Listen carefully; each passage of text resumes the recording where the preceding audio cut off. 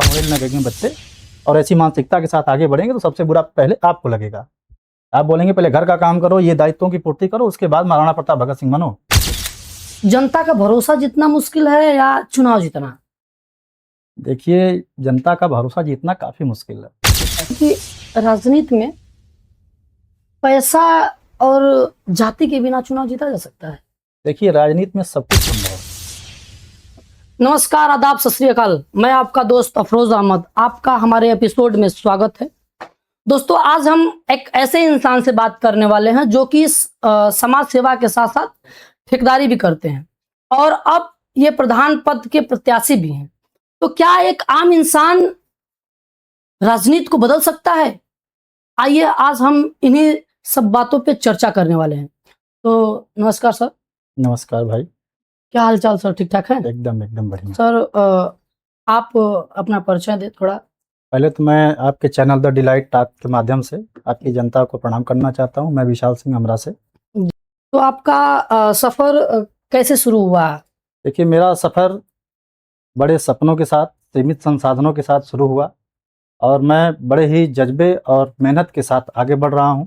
और मैं यही चाहता हूं कि मैं जो कुछ भी करूं उससे मेरे युवा प्रेरणा लें और समाज में एक दिशा बदलें। और उसी लिए जो है, जो कुछ भी हो सके हमसे, हम प्रयास करते हैं कि समाज में बदलाव आए। लोग आपको क्यों सपोर्ट करते हैं? बोला जाए तो आपकी सबसे बड़ी ताकत क्या है? देखिए, सबसे बड़ी मेरी ताकत है कि मैं ईमानदारी के साथ संबंधों का निर्वहन करता हूँ। आप अच्छा। अच्छे हैं, बुरे हैं, सही है, गलत, उससे मुझे मतलब नहीं है। यदि मेरा आपसे संबंध है तो है। सम्मान के मंच से लेकर अपमान के एकांत तक मैं आपके साथ हूँ। यही आपकी ताकत? यही मेरी ताकत है और यही मेरी संपत्ति है कि जनता का मुझ पर विश्वास रहता है। या जिन भी संबंधों को मैं बनाता हूँ, मैं चाहता हूँ कि वो लास्ट तक चलें। किसी भी छोटे मोटे परेशानियों के कारणों के कारण वो बिगड़े ना। मेरा प्रयास बस यही होता है। इसमें तो स्वार्थ भी हो सकता है। अब देखिए, मैं बहुत अच्छी बात कहूँगा, फिर भी आप अपने दृष्टिकोण से उसको देखेंगे। अब बात यह है कि आपकी सोच पे निर्भर करता है कि आप उसको किस नजरिए से देख रहे हैं। क्या होता है ना कि बिना स्वार्थ, आज का जो जमाना है जी, बिना स्वार्थ का कोई कुछ नहीं करता। वो तो सत्य है, सत्य है। तो शायद हो सकता है आप भी स्वार्थ से जुड़े हो। नहीं, ये भी कहना सत्य नहीं होगा, क्योंकि हर सिक्के के दो पहलू होते हैं। आप उसको जिस दृष्टिकोण से देखेंगे वही सत्य नजर आएगा। बस ये है कि आप देखना कैसे चाहते हैं उसको। पॉजिटिव वे में लेंगे तो पॉजिटिव रहेगा, नेगेटिव में सोचेंगे तो भी स्वार्थ हो जाएगा। ऐसे तो आप कह सकते हैं कि फिर बेटे का माँ से भी स्वार्थ है, माँ का भी बेटे से स्वार्थ है, बड़ा होगा सेवा करेगा। और ऐसा तो नहीं है कि हर जगह स्वार्थ ही हो, कहीं कहीं निस्वार्थ होकर के भी काम किया जा सकता है। मैंने सुना है कि आप ठेकेदारी भी करते हैं। जी जी। तो ठेकेदारी में सबसे ज्यादा भ्रष्टाचार कहाँ पे मिलता है, देखने को कहाँ मिलता है? देखिए, भ्रष्टाचार के विषय में मैं आपको बस इतना ही कहना चाहूँगा, क्योंकि समझदार को इशारा काफ़ी। जो लोग सिफारिशों द्वारा आते हैं काम करने के लिए, सबसे बड़ी ज़्यादा समस्याएं वही हैं। जो मैंने मुकाम 15 सालों के मैं ठेकेदारी करियर में हासिल किया है, आप उसको 5 साल में अगर अचीव करना चाहेंगे तो दिक्कतें होंगी। क्योंकि मैंने दिन रात मेहनत करके अपने तजुर्बे से, अपने अनुभव से रोडों को बनाया है और लोगों की सेवा की है। यदि आप उस चीज़ को अगर शॉर्टकट वे मिलेंगे तो दिक्कत होंगी। रोडें अपनी कार्यकाल पूरी नहीं कर पाती हैं। ये चीज़ें हैं आज के वैभव के चमक। खोल के बताइए, अब खुल नहीं रहे इस बात पे। देखिए, क्या है कि आज के वैभव के ज़माने में चमक धमक दुनिया में लोगों को ज़्यादा प्रभावित करती है। लोग सोचते हैं कि जो व्यवस्थाएं इनकी हैं वो मेरी भी हो जाएं, बहुत जल्दी हो जाएं, बहुत अच्छा, मुझे काफिला लेके चलना है, बड़ा नेता बनना है, सारी कुछ। भाई, आजकल के युवाओं जनरेशन में यही है। बिल्कुल। तो ये सब समस्या जो है गलत चीज़ों के लिए, गलत कार्य के लिए, भ्रष्टाचार के लिए कहीं ना कहीं कारण बन जाती हैं। जी। तो क्या आपको कभी गलत काम करने के लिए दबाव पड़ा है? आपने क्या किया है?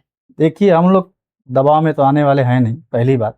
और एक कहावत बड़े बुजुर्गों द्वारा कही गई है, कहे हैं लोग कि कायर भोगे दुख सदा, वीर भोगे वसुंधरा। तो दबाव तो हम लोग तो नहीं आज तक फेस कर पाए। हाँ, मेरा बस इतना रहता है कि भाई, आपका अगर जो परसेप्शन है आप हमें बताएं। हो सकता है हम उसे पूरा करने लायक हैं तो हम थोड़ा सा लीक से हट करके काम कर लेते हैं। किसी गरीब की झोपड़ी है, अगर बच सकती है तो बचा लेते हैं, उसको तोड़ना ना पड़े। कहीं किसी के दरवाजे पर अगर रोड बनाना है, अगर 1-2 मीटर इधर हो रहा है तो उसको थोड़ा एडजस्ट कर लेते हैं, क्योंकि किसी का भला कर देने से हमारा कोई बहुत बुरा नहीं हो जाएगा। तो ये है। ये भी तो होता है ना कि अगर मान लीजिए कि उसमें हम बचाने के चक्कर में भी पड़ जाते हैं। देखिए, दुनिया में ऐसा कोई व्यक्ति नहीं है, कोई काम नहीं है जो कि लोग घर से लगा के करें। सब कोई चाहता है कि कुछ बचत आए। कुछ लोग होते हैं कि टोटल बचत करना चाहते हैं। पर मेरे भाई, अगर हम दाल में जो है नमक मिलाएंगे तो अच्छा लगेगा, नमक में पूरी दाल डाल देंगे तो अच्छा नहीं है। किसी भी चीज की अति ठीक नहीं है, अति के बाद दुर्गति निश्चित है। इसलिए हमें किसी भी चीजों की अति नहीं करनी चाहिए। पाप का फल मिलता है। बिल्कुल, कर्मों का फल तो सबको मिला है, भगवान तक नहीं बच पाए।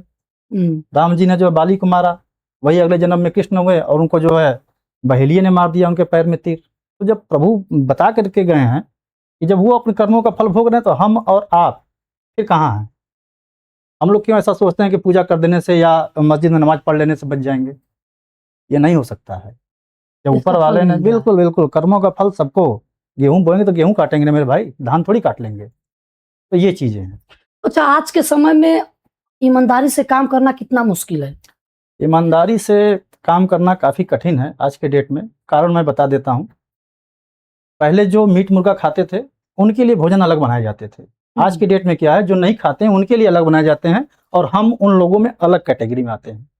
हम लोग को अलग कर दिया जाता है। तो ईमानदारी बहुत अच्छी चीज है, कहने में बहुत अच्छी लगती है, सुनने में बड़ा अच्छा लगता है।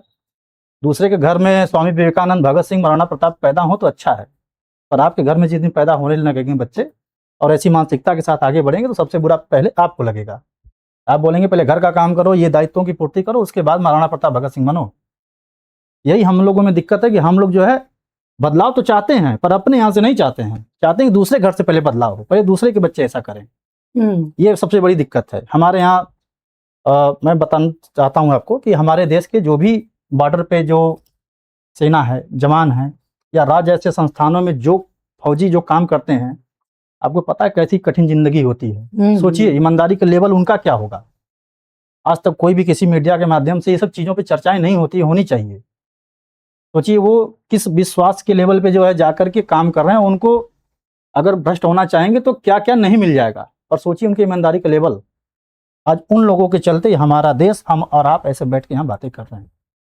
यदि वो लोग ना हो ड्यूटी पे अपने, तो हम और आप ऐसे बैठ के बातें भी नहीं कर सकते हैं। कुछ तो नेता ऐसा बोलते हैं, लगता है कि वही देश को बचा। जी नहीं, बिल्कुल नहीं, मैं तो ये चीजें नहीं मानता हूँ।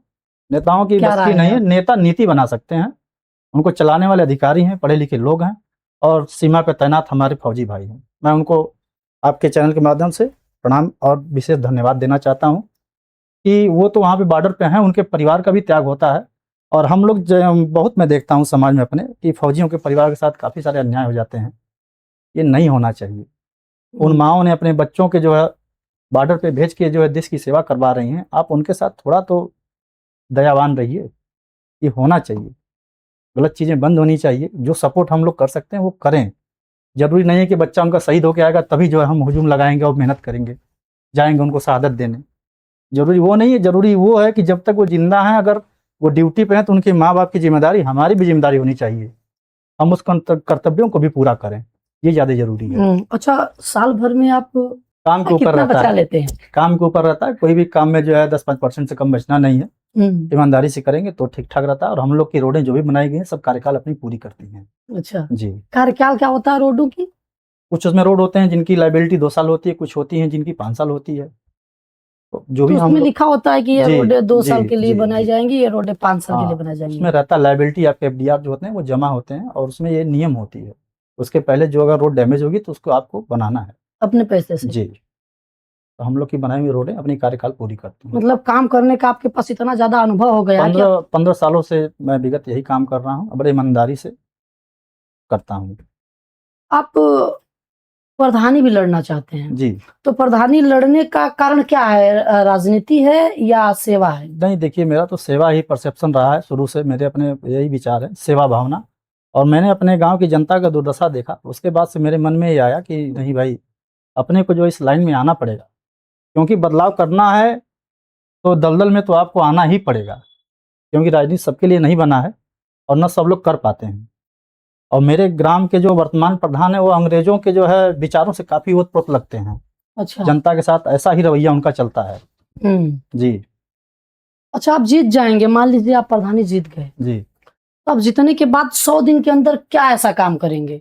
100 दिन के अंदर देखिए काम करने वालों के लिए 100 दिन बहुत होते हैं, बहुत कुछ किया जा सकता है। जैसे आपको मैं बता दूं, तालाब हैं, नाली है, शिक्षा है और साफ सफाई की व्यवस्थाएं हैं, ये सारी चीज़ों पे काम हो सकता है। सबसे ज्यादा आप किस पे फोकस करेंगे?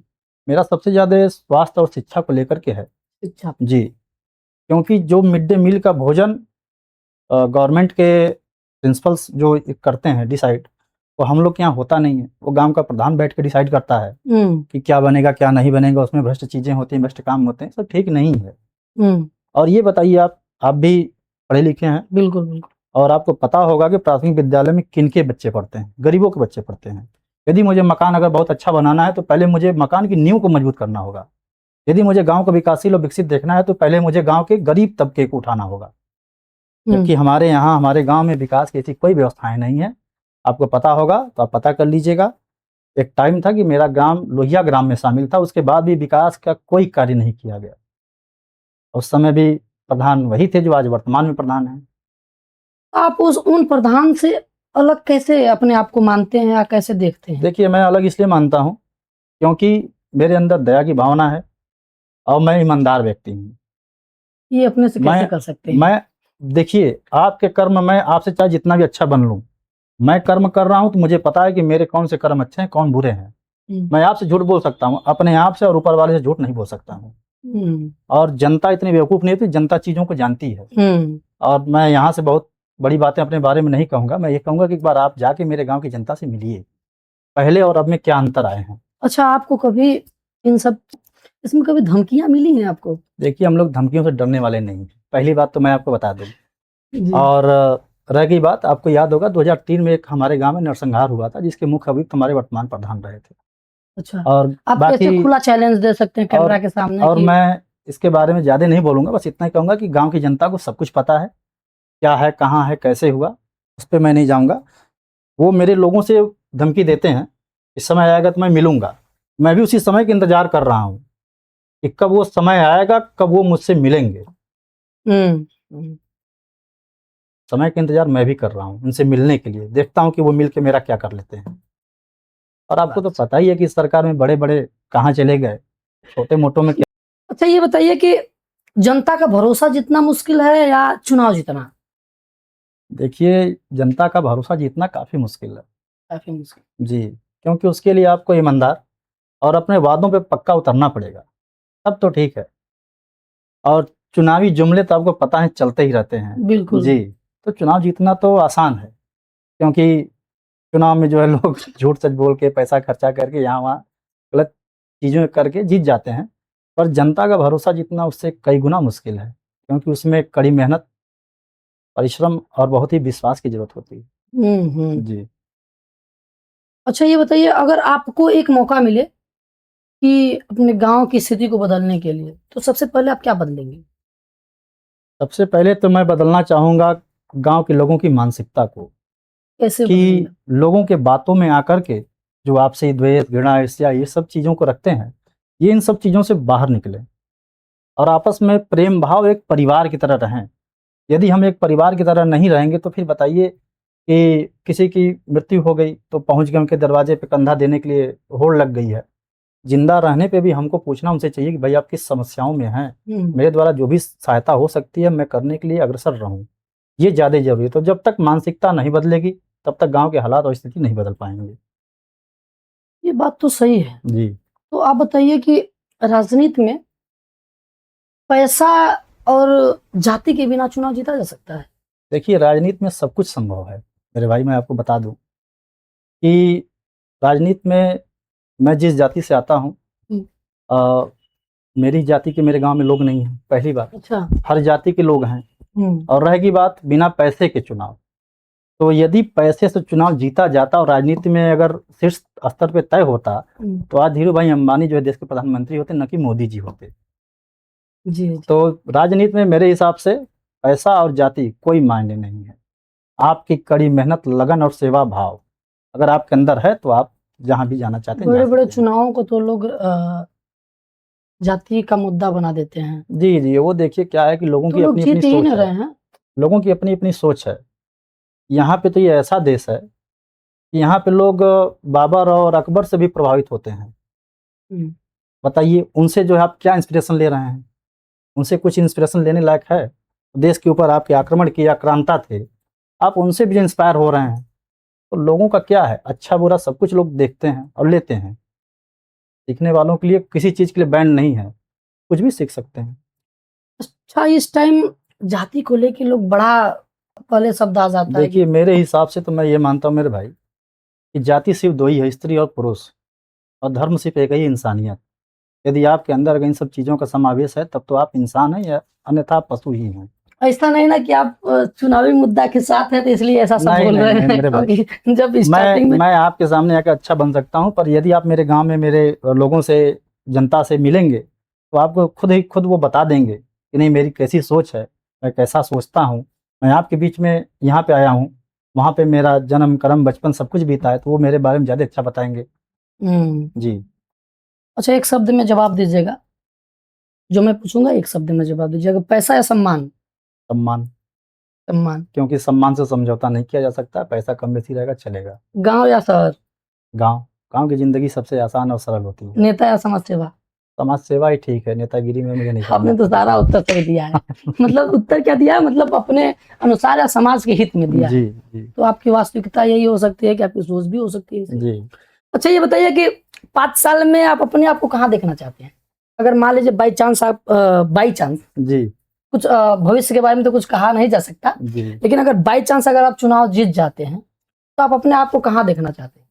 देखिए मेरा तो यही मानना है कि 5 मिनट के बाद मेरी ज़िंदगी में क्या हो जाएगा या आपकी ज़िंदगी में क्या हो जाएगा किसी को नहीं पता है। वो हुँ, सिर्फ़ ऊपर वाला है, भगवान जानता है। हुँ, और मेरी जनता भी मेरे लिए भगवान है। हुँ। वो जहाँ देख के मुझे खुश रहे मैं वहीं रहना चाहता हूँ। वो अच्छा, आसमान में मुझे देखना चाहे मैं आसमान में चला जाऊँगा उनके लिए, ज़मीन पे देखना चाहे मैं ज़मीन पे हूँ। केवल प्रधानी से हो जाएगा। बिल्कुल हो जाएगा। सोच बदलने से तो सर सब कुछ बदल जाते हैं। हुँ, अगर आप मान लीजिए प्रधान बन जाते हैं, जी। तो अपने गाँव की जनता को क्या वादा करेंगे? क्या एक वादा ऐसा करेंगे जिसको पूरा कर सकें? मेरा बस उनसे एक ही वादा है, आपस में प्रेम भाव बनाए रखें। सबसे मेन ज़रूरी यही है आज के समाज में, क्योंकि प्रेम की बड़ी कमी हो गई है।